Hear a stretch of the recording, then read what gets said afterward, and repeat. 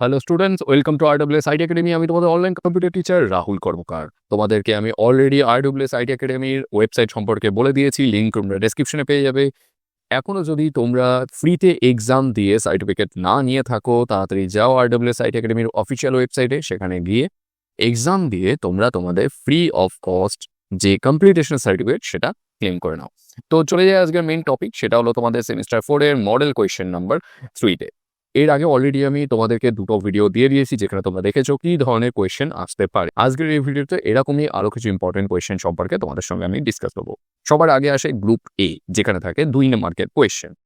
সবার ফার্স্ট যেটা কোয়েশ্চেন আছে সেটা হলো এন্টিটি আর অ্যাট্রিবিউট পার্থক্য লেখো। দেখো, এন্টিটি অ্যাট্রিবিউট এটাই হলো ডিবিএমএস, এই পার্টিকুলার ইউনিট থেকে কম্পিউটার অ্যাপ্লিকেশন সায়েন্স দুজনে কিন্তু এটা আসবে। তো সবার ফার্স্ট এন্টিটি কি? বাস্তব জগতে এমন কোনো জিনিস আছে সেটাকে বলা হয় এন্টিটি, আর সেই পার্টিকুলার এন্টিটির গুণাগুণ বা বৈশিষ্ট্যকে কি বলা হয়? অ্যাট্রিবিউট। ইয়ার ডায়াগ্রামে রেক্ট্যাঙ্গেল বা আয়তকারের মাধ্যমে এন্টিটিকে বোঝানো হয়, আর ইয়ার ডায়াগ্রামে ওভাল বা ডিম্বাকৃতির চিহ্নের মাধ্যমে আমরা কিন্তু অ্যাট্রিবিউটকে বোঝাই। উদাহরণ যেমন একটি ছাত্র হতে পারে একটা এন্টিটি, আর ছাত্রের নাম, তার রোল নাম্বার, তার বয়স, এগুলো হবে তার অ্যাট্রিবিউট। অথবা দিয়ে যে প্রশ্নটি আছে সেটা হলো এসকিউএল এর দুটি সুবিধা উল্লেখ করো। সবার ফার্স্ট যে সুবিধা, সহজ ভাষা। এসকিউএল খুবই ইজি একটা ল্যাঙ্গুয়েজ। ইংলিশে যেভাবে আমরা কথা বলি, এসকিউএল প্রোগ্রামিং ল্যাঙ্গুয়েজের সিনট্যাক্স কিন্তু হুবহু তেমনই। এটা শেখা বা ব্যবহার করা খুবই সোজা। তোমরা সেমিস্টার 3-তে পাইথন করেছিলে, পাইথন যতটা ইজি, এসকিউএল তার থেকে অনেক গুণ বেশি ইজি। সেকেন্ড যেটা আছে সেটা হলো পোর্টেবিলিটি। এসকিউএল এই পার্টিকুলার ল্যাঙ্গুয়েজটা তোমরা যে কোনো ধরনের ডেটাবেস ম্যানেজমেন্ট সিস্টেম ব্যবহার করো না কেন, সেটা মাইএসকিউএল, ওরাকেল, এসকিউএল সার্ভার যাই ব্যবহার করো না, অলমোস্ট কিন্তু সব জায়গায় আইডেন্টিক্যাল। অর্থাৎ এই সেম সিনট্যাক্স কিন্তু সমস্ত জায়গায় মোটামুটি কাজ করবে, কিছু কিছু হয়তো পার্থক্য থাকতে পারে। 2 নম্বরে যে প্রশ্নটা বলছে সেটা হলো অপারেটিং সিস্টেমের ডেড লক বলতে কি বোঝো? কম্পিউটার সায়েন্সের স্টুডেন্ট, তোমাদের কিন্তু এই পার্টিকুলার ইউনিটটা নেই, বাট অ্যাপ্লিকেশনটা আছে। দেখো, ডেডলক মানে হলো সেই পার্টিকুলার ফেজ যেখানে দুটো প্রসেস একে অপরের জন্য অপেক্ষা করে কোনো একটা রিসোর্স পাওয়ার জন্য। উদাহরণ হিসেবে তোমরা ধরতে পারো প্রসেস এ কোনো একটা প্রসেস চলছে যার কাছে 1 নম্বর রিসোর্স আছে, তার 2 নম্বর রিসোর্স চাই। একইভাবে আরেকটা প্রসেস বি চলছে যার কাছে 2 নম্বর রিসোর্স আছে, সে চাই 1 নম্বর রিসোর্সকে। কিন্তু যেহেতু এর কাছে 1 নম্বরটা রয়েছে আর বি এর কাছে 2 নম্বরটা রয়েছে, একে অপরকে সেই রিসোর্সটা শেয়ার করতে পারছে না, আর তাদের কাজ কিন্তু পুরোপুরি আটকে গেছে। এই ধরনের সিচুয়েশনকে কিন্তু ডেড লক বলা হয়। অথবা যে প্রশ্নটা বলা হয়েছে তাকে রিয়েল টাইম অপারেটিং সিস্টেম বলে। রিয়েল টাইম অপারেটিং সিস্টেম সেই ধরনের অপারেটিং সিস্টেম যেখানে টাইমটা প্রচুর ম্যাটার করে। সবার ফার্স্ট যে বৈশিষ্ট্য আছে সেটা হলো time capacity. Real time operating সিস্টেমের সময় প্রচন্ড ইম্পর্টেন্ট। এখানে একটা ডেড লাইনের মধ্যে অ্যাজ ইট ইজ সেই কাজটা সম্পন্ন করতে হয়। দ্বিতীয়, নির্ভুলতা। এখানে প্রচুর দ্রুততার সঙ্গে এবং নির্ভুলভাবে কোনো কাজ কিন্তু সম্পন্ন করতে হয়। এখানে ছোট কোনো মিস্টেক বড় ধরনের সমস্যা তৈরি করতে পারে। সাধারণত মিসাইল লঞ্চিং যে সিস্টেমটা থাকে বা এয়ারলাইন সিস্টেম, এখানে রিয়েল টাইম অপারেটিং সিস্টেম কিন্তু ব্যবহার করা হয়। 3 নম্বরে প্রশ্ন বলা হচ্ছে মেশিন লার্নিং এ ট্রেনিং ডেটা কি? এটা তোমাদেরকে আর্টিফিশিয়াল ইন্টেলিজেন্স যে ইউনিটটা আছে সেখান থেকে প্রশ্নটা করা হয়েছে। তোমরা ভালো করে জানো কম্পিউটার সায়েন্স অ্যাপ্লিকেশন দুজনের কিন্তু এই চ্যাপ্টারটা আছে। দেখো, মেশিন লার্নিং মানে সেই প্রসেস যার মাধ্যমে এআই কে কিছু শেখানো হয়। ট্রেনিং ডেটা মানে যেই ডেটার উপরে বেস করে এআই কে কিছু শেখানো হয়, তাকেই ট্রেনিং ডেটা বলা হয়। তোমরা ভালো করে জানো মেশিন লার্নিং এ কোনো লেভেলযুক্ত ছবি দেখিয়ে মেশিনকে কোনো কিছু দেখানো হয়, বোঝানো হয়, শেখানো হয়। সেটা গাইডেড, আনগাইডেড অনেক কিছু আছে। তোমরা সেগুলো তো পড়েছো নিশ্চয়ই। যদি ভুলে গিয়ে থাকো, অবশ্যই মেশিন লার্নিং অর্থাৎ এআই এর যে ইউনিটটা আছে তার প্লে লিস্টটা নতুন করে একবার দেখে নাও, কারণ সামনে কিন্তু পরীক্ষা। অথবা দিয়ে যে প্রশ্ন বলা আছে সেটা হলো এআই এর একটি ব্যবহারিক ক্ষেত্র উল্লেখ করো এবং একটি উদাহরণ দাও। এআই এর একটি ব্যবহারিক ক্ষেত্র হলো এনএলপি, যদিও মেশিন লার্নিং এর একটা এক্সাম্পল, কিন্তু আমি এনএলপি কেই তোমাকে বলছি কারণ এনএলপি খুবই জনপ্রিয়।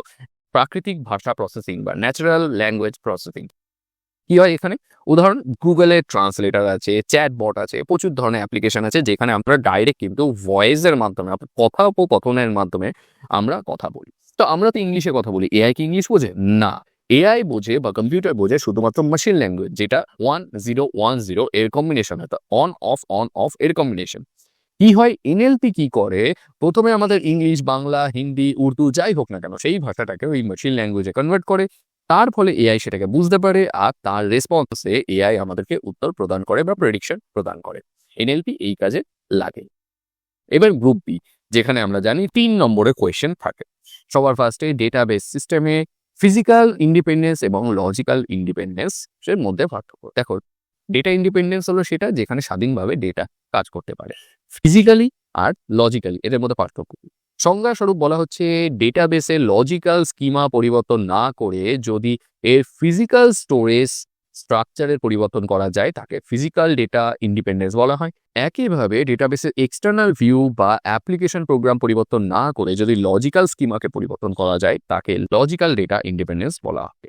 অবস্থান, এটি কনসেপচুয়াল লেভেল বা ইন্টারনাল লেভেলে অবস্থান করে ফিজিক্যাল ডেটা ইন্ডিপেন্ডেন্স, আর logical data independence external level বা কনসেপচুয়াল লেভেলে কিন্তু অবস্থান পরিবর্তনের ধরন physical data independence hard disk set storage পদ্ধতি, তারপর ইন্ডেক্সিং বা হ্যাশিং অ্যালগোরিদম পরিবর্তন করাকে বোঝা হয় বা এখানে কাজ করা হয়।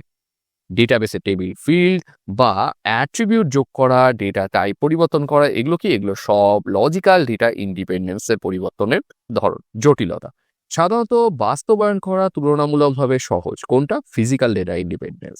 ডিবিএ অর্থাৎ ডেটাবেস অ্যাডমিনিস্ট্রেটর খুব ইজিলি এটা করতে পারে। লজিক্যাল ইন্ডিপেন্ডেন্স এখানে কিন্তু বাস্তবায়ন করাটা অনেকটা কঠিন, কারণ এখানে যদি কোনো ধরনের পরিবর্তন করা হয় তার ফলে অ্যাপ্লিকেশন প্রোগ্রামে কিছুটা প্রভাব পড়তে পারে। সবসময় যে পড়বে এরকম কোনো কথা না, কিন্তু প্রভাব পড়ে।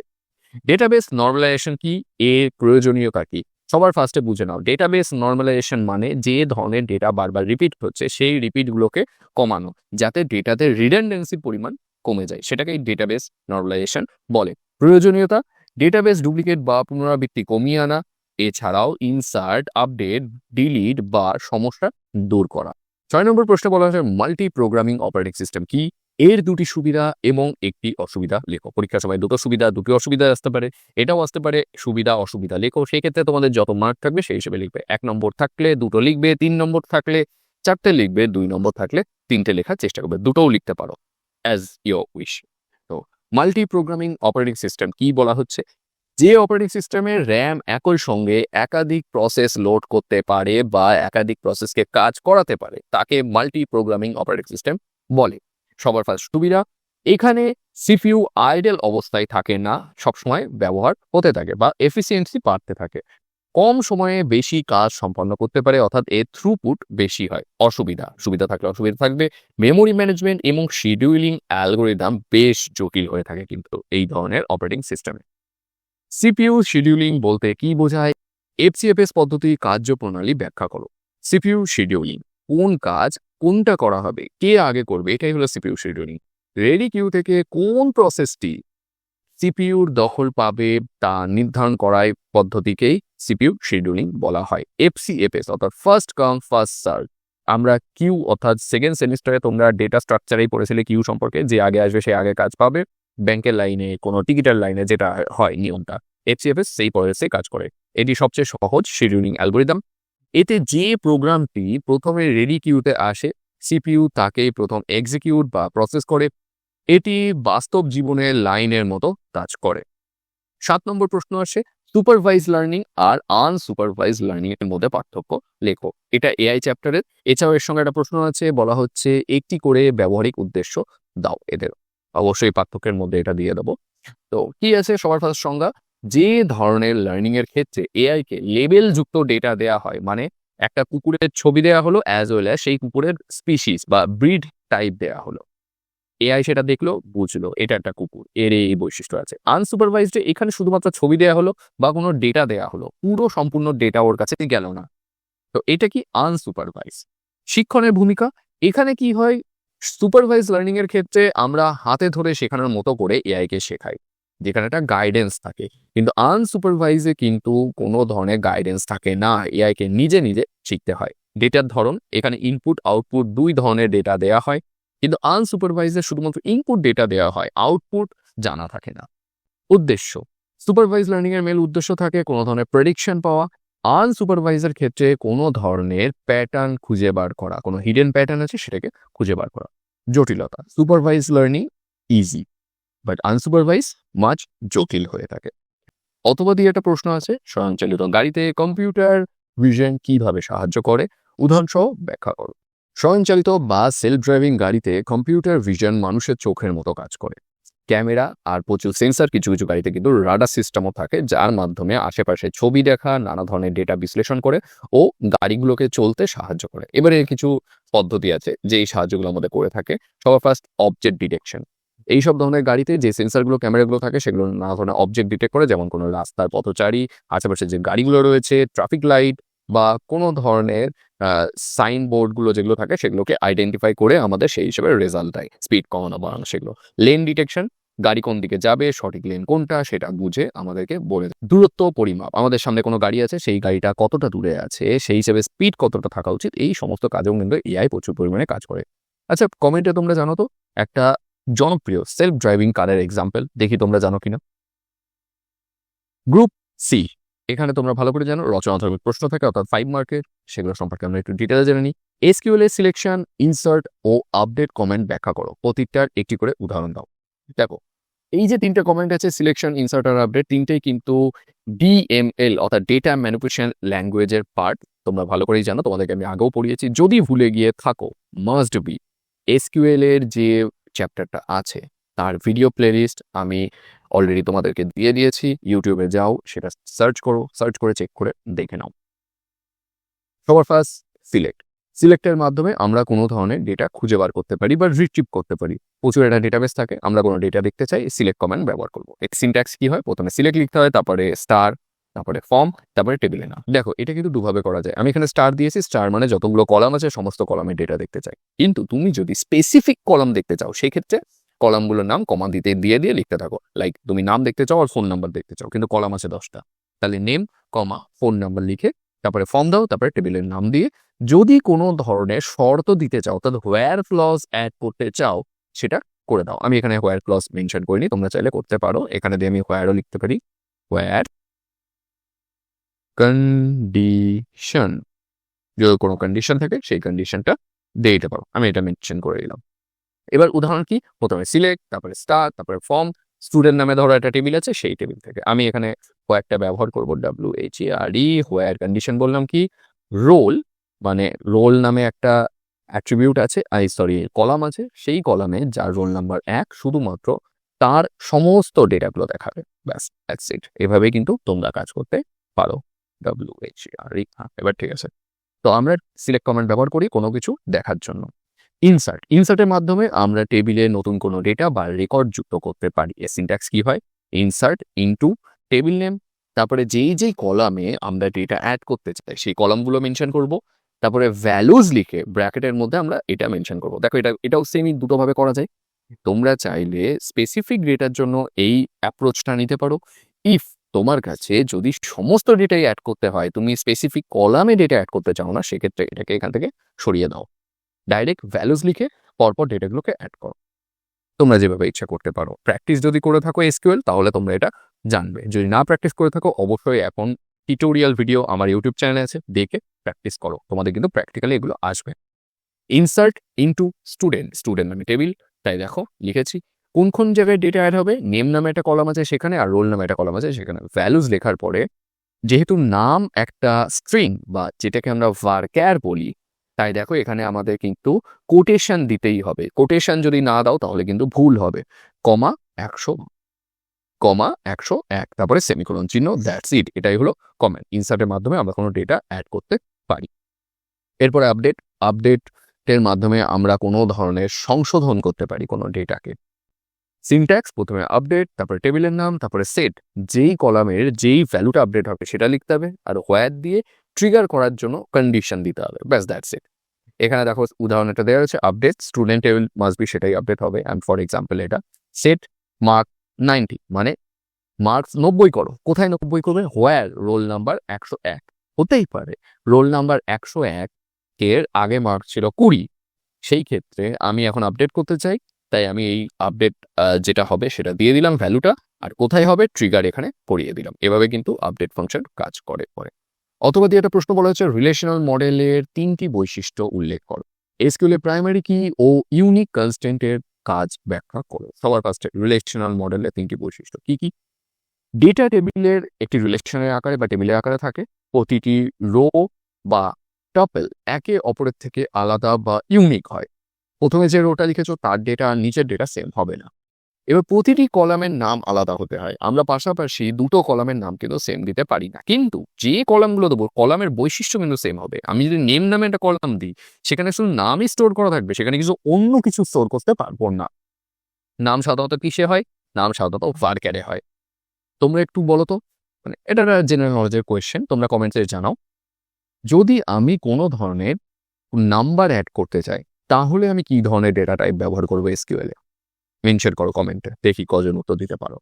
কাজ, প্রাইমারি কি কি ধরনের কাজ করে? প্রাইমারি কি এর প্রধান কাজ কোনো রেকর্ডকে ইউনিক্যালি বা অনন্যভাবে শনাক্ত করা। এর দুটো বৈশিষ্ট্য থাকে। নাল, প্রাইমারি কি কখনো ফাঁকা থাকবে না। সেকেন্ড, এর কোনো ভ্যালু ডুপ্লিকেট হবে না। ইউনিক কনস্ট্যান্টের মাধ্যমে আমরা কোনো কিছু স্পেসিফাই করতে পারি যে কোনো কলামের ভ্যালু মাস্ট বি ইউনিক হতে হবে। নাল হলেও অসুবিধা নেই, কিন্তু ইউনিক হতে হবে। এবার প্রাইমারি কি আর ইউনিক কনস্ট্যান্টকে আমরা একই টেবিলে ব্যবহার করতে পারি? ইয়েস পারি, কারণ আমরা জানি কোনো টেবিলে প্রাইমারি কি শুধু একটাই কলামে অ্যাড করা যায়, সব কলামে করা যায় না। কোনো কলামে যদি আমার এমন ইম্পর্টেন্স থাকে সেখানে ইউনিক ডেটা দিতে হবে, সেক্ষেত্রে আমরা সেই কলামে ইউনিক কনস্ট্যান্ট ব্যবহার করব। এরপরে বলা হচ্ছে কি ডেটাবেস টেবিলে। এরপরে 8 নম্বর প্রশ্নে বলা হচ্ছে ডেটাবেস টেবিলের ক্ষেত্রে মাল্টিভ্যালুড এবং ড্রাইভড অ্যাট্রিবিউটের উপযুক্ত উদাহরণ সহ ব্যাখ্যা করো। মাল্টিভ্যালু অ্যাট্রিবিউট, যে অ্যাট্রিবিউটের একাধিক মান থাকে তাকে মাল্টিভ্যালু অ্যাট্রিবিউট বলে। চিহ্ন, ডাবল ওভাল মানে ডিম্বাকারের ওপরে আর একটা ডিম্বাকার সাইন, সেটা এখানে ব্যবহার করা হয়। যেমন একটি ব্যক্তির একাধিক ফোন নাম্বার বা ডিগ্রি থাকতে পারে, এখানে ফোন নাম্বার বা ডিগ্রি এগুলো মাল্টিভ্যাল। তারপরে ড্রাইভড অ্যাট্রিবিউট কি বলা হচ্ছে? যে অ্যাট্রিবিউটের মান অন্য কোনো অ্যাট্রিবিউটের থেকে নির্ণয় করা হয় তাকে বলা হয় ড্রাইভড অ্যাট্রিবিউট। চিহ্ন, সাধারণত এটা ড্যাশ ওভাল ব্যবহার করা হয়, একটা ওভাল চিহ্ন তার আন্ডারে একটা ড্যাশ। এবার উদাহরণ কি? ডেট অফ বার্থ থেকে আমরা এজ বার করতে পারি, এখানে এজ কি? একটা ড্রাইভড অ্যাট্রিবিউট। অথবা দিয়ে একটা প্রশ্ন করা হয়েছে ইয়ার মডেলে 1:1, 1:n, m:n রিলেশন ব্যাখ্যা করো, প্রতিটির জন্য একটি করে বাস্তব উদাহরণ দাও। 1:1 সাধারণত কি হয়? যখন একটি এন্টিটির কোনো একটি সদস্য অপর একটি এন্টিটির একটিমাত্র সদস্যের সঙ্গে সম্পর্ক থাকে, তখন এটা 1:1 বলা হয়। যেমন একজন প্রিন্সিপাল একটিমাত্র স্কুলেরই অংশ হতে পারে, এখানে এক্সাম্পলটা এরকমভাবে দেওয়া হয়েছে। 1:many আমরা বুঝতেই পারছি একটা কোনো অ্যাট্রিবিউটের সঙ্গে একাধিক অ্যাট্রিবিউটের যখন মিল থাকে, যখন একটি এন্টিটির একটি সদস্য অপর একটি এন্টিটির একাধিক সদস্যের সঙ্গে সম্পর্ক থাকে। একজন মার একাধিক সন্তান থাকতে পারে, মাদার হ্যাজ চিলড্রেন। এরপরে মেনি টু মেনি, যখন উভয় অ্যাট্রিবিউটের একাধিক সদস্য একে অপরের সঙ্গে সম্পর্কিত। উদাহরণস্বরূপ একজন ছাত্র একাধিক বই পড়তে পারে, অ্যাজ ওয়েল অ্যাজ একটি বই একাধিক ছাত্র পড়তে পারে। এখানে একটা বইয়ের সঙ্গে আর একটা ছাত্রের একাধিকভাবে সম্পর্ক হতে পারে। তো এরপরে 9 নম্বরের প্রশ্ন বলা হচ্ছে মেমোরি ম্যানেজমেন্টে ফ্রেগমেন্টেশন বলতে কি বোঝায়? ইন্টারনাল এবং এক্সটার্নাল ফ্রেগমেন্টেশনের মধ্যে পার্থক্য লেখো। ফ্রেগমেন্টেশন কি? যখন ডেটা ঠিক করে স্টোর করা হয় না, সেই ক্ষেত্রে যে অপচয় বা অব্যবহৃত হয়ে যায় যে ডেটাগুলোকে, সেটাকে ফ্রেগমেন্টেশন বলা হয়। এই ফ্রেগমেন্টেশন দুই ধরনের হয়, এটা ইন্টারনাল, এটা এক্সটার্নাল। সেটা সম্পর্কে আমাদের পার্থক্যটা জানতে হবে। পার্থক্যে কি বলা হচ্ছে? যখন কোনো প্রসেসকে তার প্রয়োজনের তুলনায় বড় আকারে মেমোরি ব্লক দেওয়া হয়, তখন যে এক্সট্রা স্পেসটা বেঁচে যায় তাকে বলা হয় ইন্টারনাল ফ্রেগমেন্টেশন। আর এক্সটার্নালে কি? যখন মেমোরিতে মোট ফ্রি স্পেসের কোনো নতুন প্রসেসের জন্য পর্যাপ্ত হয়, কিন্তু স্পেসগুলো পরপর না থেকে ছড়িয়ে ছিটে থাকে বলে ব্যবহার করা যায় না, তখন এক্সটার্নাল ফ্রেগমেন্টেশন বলা হয়। অবস্থান, এখানে মেমোরি লস বা অপচয় হয় পার্টিশনের ভেতরে, এখানে মেমোরি লস বা অপচয় কোথায় হয়? পার্টিশনের বাইরে। কারণ এটি সাধারণত ফিক্স সাইজ পার্টিশন বা পেজিং পদ্ধতির কারণে ঘটে। এখানে ডাইনামিক পার্টিশন বা সেগমেন্টেশন পদ্ধতির কারণে এক্সটার্নাল ফ্রেগমেন্টেশন কিন্তু হয়ে থাকে। সমাধান, বেস ফিট মেমোরি অ্যালোকেশন পদ্ধতিতে আমরা ইন্টারনাল ফ্রেগমেন্টেশনকে কমাতে পারি। অন্যদিকে এক্সটার্নাল ফ্রেগমেন্টেশনকে কম্প্যাকশন, পেজিং বা ডিফ্রেগমেন্টেশনের মাধ্যমে কিন্তু আমরা কমাতে পারি। তোমার কম্পিউটারে যদি হার্ড ডিস্ক থাকে, ডিফ্রেগমেন্টেশন নামে একটা অ্যাপ্লিকেশন আছে, সেটাকে মাস্ট বি রোজ না হলেও 2 দিন 3 দিন অন্তর করে রান করবে। এতে কি হবে? তোমার হার্ড ডিস্কের স্পিডটা বাড়বে। এসএসডি থাকলে তার প্রয়োজন হয় না, কারণ ওতে ফ্ল্যাশ মেমোরি থাকে। অথবা দিয়ে একটা প্রশ্ন বলেছে প্রসেস লাইফ সাইকেলে প্রতিটি ধাপ চিত্র সহ ব্যাখ্যা করো। একটা প্রসেসের বেসিক্যালি এক এক জায়গায় এক এক ধরনের থাকে, কোনো জায়গায় 5টা থাকে, কোনো জায়গায় 4টে 6টা, যেভাবে তুমি বুঝিয়ে বলতে পারলেই হলো। আমি এখানে 5টা স্টেপ দিয়ে বুঝিয়েছি। 5টা স্টেপ থাকে। সবার ফার্স্ট নিউ, যখন প্রসেস তৈরি হয়। রেডি, প্রসেসটি মেমোরি লোড হচ্ছে এবং সিপিইউ পাওয়ার অপেক্ষা করছে। রানিং মানে সিপিইউ পেয়ে গেছে, এবার প্রসেসটি কাজ করছে। ওয়েটিং বা ব্লক, প্রসেসটি কোনো আইও বা অপারেশনের অপেক্ষা করছে, কোনো ধরনের ইনপুট আউটপুট ডিভাইস বা হার্ডওয়্যারের প্রয়োজন আছে, সেটার জন্য অপেক্ষা করছে। আবার লাস্ট টার্মিনেশন, প্রসেস হয়ে গেছে, শেষ। New, ready, running, waiting, terminated. 10 নম্বর প্রশ্ন, রেইনফোর্সমেন্ট লার্নিং কাকে বলে, এটি কিভাবে কাজ করে, উদাহরণ সহ ব্যাখ্যা করো। এই প্রশ্নটা তোমাদের যে এআই নামে ইউনিট আছে সেখান থেকে এসেছে, কম্পিউটার অ্যাপ্লিকেশন সায়েন্স দুজনেরই আছে। এর আগে যে প্রশ্নটা পড়ালাম এটা কিন্তু ওএস চ্যাপ্টার থেকে, এটা কম্পিউটার সায়েন্সদের নেই, অ্যাপ্লিকেশনদের আছে। রেইনফোর্সমেন্ট লার্নিং একটা লার্নিং এর প্রসেস যেখানে এআই কে সমস্ত কিছু অর্থাৎ হাতে কলমে শেখানো হয় না, এটা আনগাইডেড টাইপের হয়, যেখানে এআই কে ভুল এবং ঠিক কাজকর্মের মাধ্যমে শিখতে হয়। যদি এআই ঠিক করে কাজ করে সে পুরস্কার পায়, যদি ভুল করে কাজ করে তাহলে পেনাল্টি বা শাস্তি হতে পারে। কার্যপদ্ধতি, এজেন্ট কোনো একটি অ্যাকশন নেয়, পরিবেশ থেকে সে ফিডব্যাক পায়, অর্থাৎ সেটা ঠিক আছে না ভুল আছে। ফিডব্যাক যদি পজিটিভ হয় কাজটি পুনরায় করে বা আবার করতে চায়, নেগেটিভ হলে সে কাজটা থেকে বিরত থাকে। উদাহরণস্বরূপ একটা রোবটকে হাঁটতে শেখানো হচ্ছে, প্রথমে সে ঠিক করে হাঁটতে পারবে না, সে পড়ে যাবে, নেগেটিভ ফিডব্যাক পাবে, পরে সে আবার নতুন করে ব্যালেন্স করতে শিখবে এবং সফলভাবে কিন্তু হাঁটতে পারবে যখন সে পজিটিভ রেসপন্স পাবে। অথবা দিয়ে একটা প্রশ্ন করা হচ্ছে সেমি এআই ইউনিট থেকে, শিক্ষাক্ষেত্রে এআই এর প্রয়োগগুলি উদাহরণ সহ আলোচনা করো। দেখো, তোমাদেরকে আমি বহুবার বলেছি এআই এখন প্রচুর পরিমাণে উন্নত হচ্ছে, মাস্ট বি তোমরা এআই ব্যবহার করো। তোমাদের যদি কোনো প্রশ্ন ডাউট থাকে এআই এর কাছে সেটা শেখো, এআই কিন্তু তোমাকে অনেক কিছু শিখিয়ে দেবে। আমি যেটা পড়াচ্ছি লিমিটেশন একটা আছে এখানে, যে আমি যতটুকু লিখেছি ততটুকু, এর বাইরে তোমাকে বই পড়তে হবে। কিন্তু তুমি যদি আরো ডিটেলে জানতে চাও, গুগল জেমিনি আছে, চ্যাট জিপিটি আছে, there is a lot of AI, তুমি ইউজ করো, আরো ভালো করে শিখতে পারবে। তো সবার ফার্স্ট, ব্যক্তিগতকৃত শিক্ষা কি হয়, পার্সোনালাইজ লার্নিং। সাধারণত কি হয়, এআই শিক্ষার্থীদের মেধা বা দুর্বলতা অনুযায়ী তাদেরকে তাদের যেটা প্রয়োজন সেই পার্সোনালাইজ প্ল্যান দিয়ে তাকে শেখাতে পারে। অটোমেটেড গ্রেডিং, অটোমেটেড গ্রেডিং কি হয়, পরীক্ষার খাতা বা মাল্টিপল চয়েস প্রশ্ন খুব দ্রুত এবং নির্ভুলভাবে চেক করা যায় এআই এর মাধ্যমে। প্রচুর টিচার কিন্তু এখন এটা ব্যবহার করছে।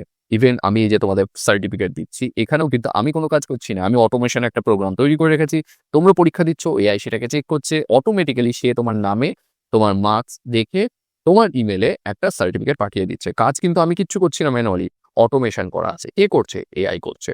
আর সবার লাস্ট যেটা 3 নম্বর বলা হয় ইন্টেলিজেন্ট টিউটরিং সিস্টেম।